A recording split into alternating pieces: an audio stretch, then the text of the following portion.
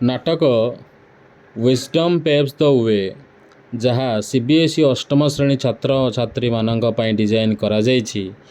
एक एपरी एक कहानी जहाँ पर्यवेक्षण तार्किक विचार एवं बुद्धिमतार मूल्य को गुरुत्व देता है। प्राचीन भारत में स्थापित यह चारि युवक अर्थात रामदत्त, शिवदत्त, हरदत्त और देवदत्त यात्रा को अनुसरण करे, जो माने उज्जयिनी रे चाकरी खोजिबा यात्रा करुछंती। कहानी दुईटी दृश्य उन्मोचित हुए।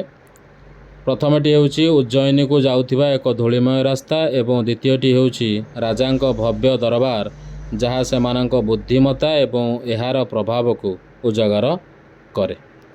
दृश्य एक रे आमे देखिबा उज्जयिनी को रास्ता। नाटक आरंभ हुए चारि युवकों सहित जो माने दीर्घ यात्रा रे थकी जाइछंती किंतु उज्जयिनी रे चाकरी पाइबार आशा नहीं रास्ता रे चलीछंती। सेमाने राजा को भेटिबा एवं सेमानंक प्रतिभा को स्वीकृति देवार आशा विषय रे आलोचना करिछंती। रास्ता रे सेमाने एक ओटर नुआ चिन्ह देखंती एवं एहाकु जत्न सहित पर्यवेक्षण करंती।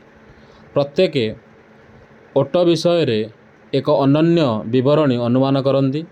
रामदत्त लक्ष्य करंती जे एहार गोटिए गोड़ छोटा, शिवदत्त देखंती दे एहार डाहाण आखिटी अंध, हरदत्त अनुमान करंती जे एहार लांगुड़ छोट एवं देवदत्त निष्कर्ष करंती जे एहा पेट जंत्रणा रे पीड़ित। सेमानक गभीर पर्यवेक्षण सूक्ष्म संकेत उपर आधारित, जेपरिकी असमान चिन्ह, अछुआ पत्र, रक्त बिंदु और सतर्क पाद चिन्ह। जड़े विचलित व्यवसायी आसी दाबी करे जे तांको ओटटी हजि जाइछि। जेतेବେଳେ युवक माने ओटर विशेषता वर्णना करती जहाँ व्यवसायी वर्णना सह पूर्णतः मेल खाए, से संदेह करती एवं सेमानंक उपरे चोरीर अभियोग लगाती। यह विश्वास करी जे सेमाने ओट को न देखी बा न चोरी करी एते विवरणी जानी परिबा असंभव। सेमानंक यह दाबी सत्वे जे सेमाने केवल चिन्ह गुड़िकर विश्लेषण करती, व्यवसायी जोर करती जे सेमाने राजांक सामना को चलतु। युवक माने निजर निर्दोषता उपरे आत्मविश्वासी होई दरबार को जीवाकू राजी हुअन्ति। एहाकू राजा को भेटिबार सेमानकर लक्ष्य पूरण करिवार एक सुजोग भावे देखि नियंती। दृश्य 2 राजांक दरबार। उज्जयिनीर भव्य दरबार रे व्यवसायी तांको अभियोग उपस्थापन करती। चारि युवकों उपरे ओट चोरीर अभियोग लगाती।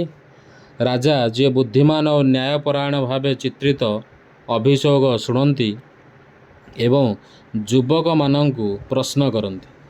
प्रत्येक सेमानकर निष्कर्ष को तार्किक भावे बुझाती। रामदत्त बुझाती जे ओटर छोटापण असमान चिन्हरु जना पड़ी, जहाँ दर्शाए जे गोटिए गोड़ उपरे कम ओजन थिला।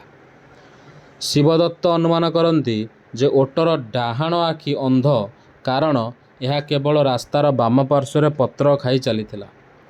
हरदत्त रक्तबिंदुरु छोट लांगुड़र अनुमान करती, जहाँ दर्शाए जे ओट मशा को दूरेई पार नथिला। देवदत्त निष्कर्ष करती जे ओट को पेट जंत्रणा थिला, कारण सतर्क असमान पाद चिन्हरु असुविधार संकेत मिलुथिला। राजा सेमानंक तीक्ष्ण पर्यवेक्षण एवं तर्क शक्ति रे प्रभावित हुअन्ति एवं यह बुझी से सेमानंकु ओट को न देखि यार विशेषता गुड़िकर अनुमान करिसेंति बोली मानती।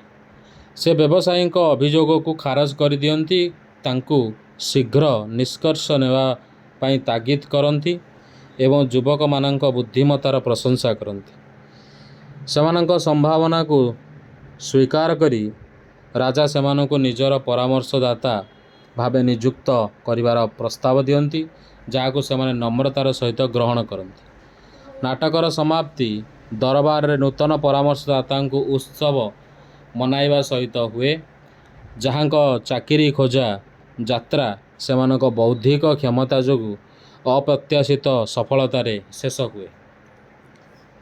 विषयवस्तु एवं शिक्षा ये सबको तुम्हें निजे पढ़िब।